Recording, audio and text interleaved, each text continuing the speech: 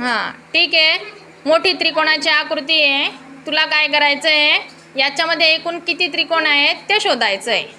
करता येईल? हो कर, मग सोडव.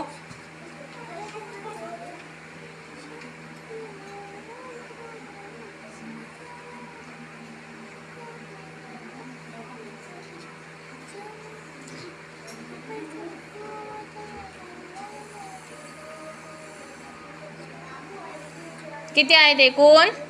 20. कसं सोडवलंस तू हे?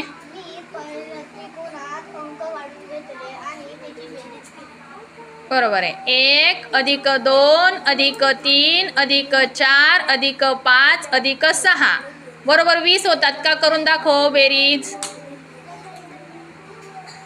1 + 2